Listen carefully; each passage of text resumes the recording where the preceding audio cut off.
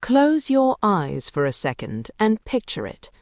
Hoofbeats thudding on the warm arena surface, a hurried apology from a rider in the warm-up lane, and then, behind it all, the judge's soft, final buzz. You step in, stick to your plan, and come out with a ribbon you didn't expect.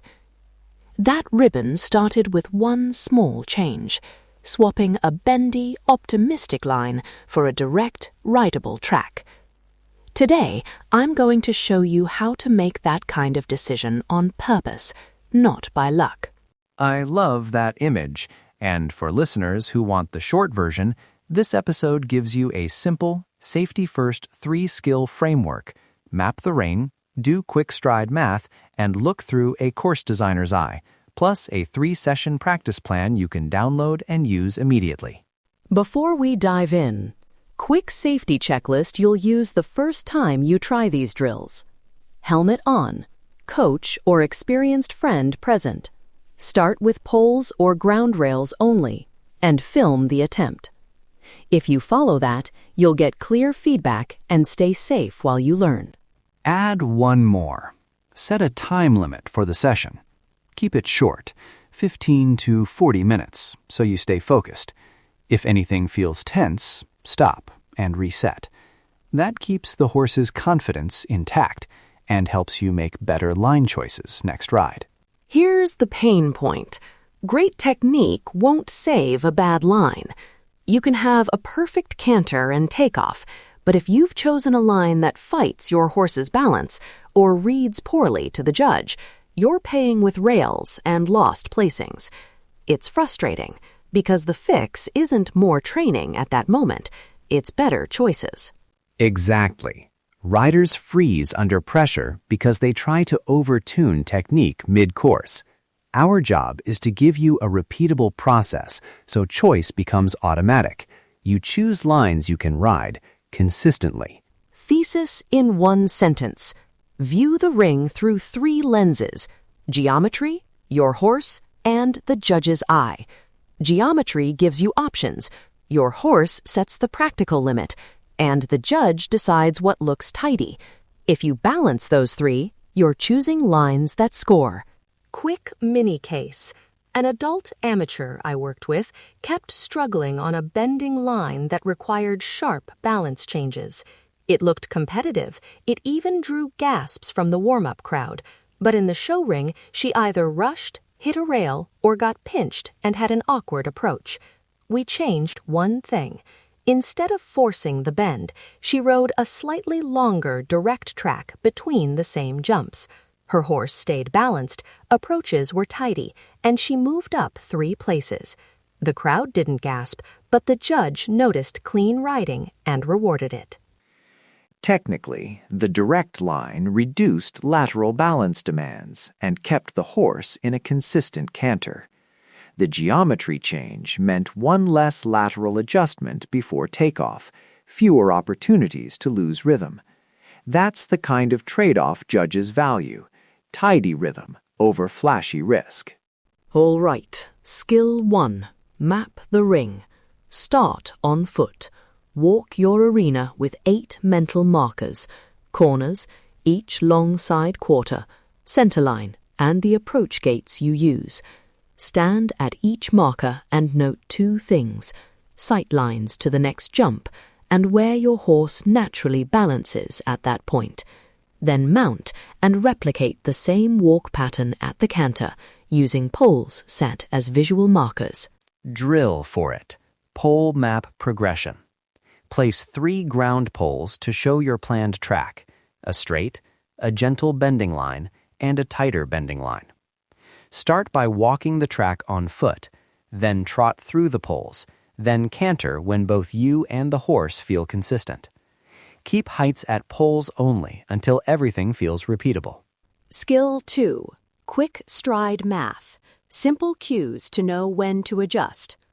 Count to 3 after the corner for a standard 12-meter stride rhythm, or use a tempo cue like 1, 2, 3 to feel shortening or lengthening. The practical bit: if you hit the approach and you're missing the rhythm count, don't guess. pull to poles and reset. This is about decisive correction, not burying mistakes. Drill. Shortening or lengthening on poles. Set a line of poles with a consistent spacing that matches your horse's comfortable stride. Practice picking up the tempo for 2 strides, then returning. The idea is to develop an internal feel for when you need 1 less or 1 more stride, and to make that change safely before the jump. Skill 3. Put on the course designer lens. What judges reward. Judges favor direct, flowing options that show a rider's control. They penalize routes that look improvised or force the horse into awkward lines. So when you're choosing between a bending line that could look spectacular and a direct track that will look tidy, give the tidy track a hard consideration, especially if you or your horse are likely to lose rhythm on the bend. Drill. The 2-fence toolkit. Build a practice pairing, a direct option, and a bending option to the same second fence, poles only.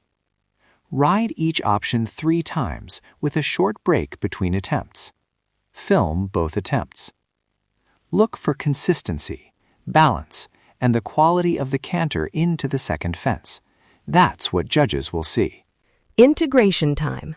Build a 4-jump mini course using only poles. Set it so that at 2 decision points you must pick either direct or bending tracks. Start with a pole-only warm-up, then ride the course at a steady canter, deliberately choosing the option you mapped during your walk. Repeat, then switch choices to test both. The goal? Make 1 clear, repeatable decision per decision point. When you build it, place the poles so each decision has a visual cue, a ground line or a colored cone, that reinforces the memory. If something goes off, stop, trot back to a single pole, and re-drill. This keeps the horse confident and helps you isolate what went wrong: tempo, rein, or track. Common mid-course problems and one-line fixes. If you lose tempo, pick a tempo cue and reset the canter 2 strides before the line.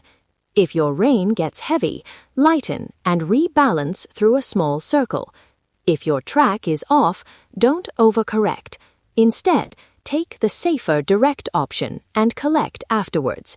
Simple changes give consistent results. A useful micro-decision rule. If you can name the corrective you would need before you start the approach, for example, I need 1 more stride, or I need a shorter turn, then you're ready.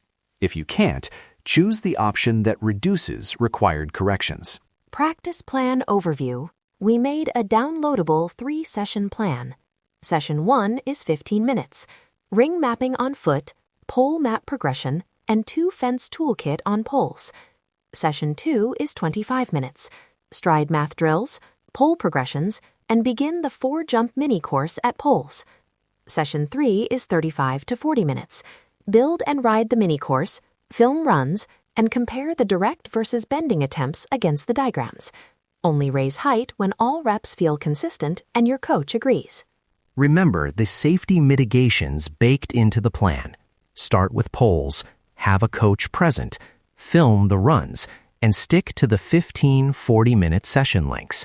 Those boundaries stop you from racing the process and help keep your horse confident. Downloads. Head to the resources page to get ringmap.pdf, poleplacements.pdf, and the 3-session practice plan.pdf. Use ringmap.pdf to print or sketch your arena markers before you ride. Pole Placements shows simple setups for the pole map and 2-fence drills. And the practice plan tells you exactly which steps to follow in each session. A quick recap. Memorize this 4-step pre-class checklist and say it out loud before you mount. 1. Helmet and coach confirmed. 2. Poles set and film ready.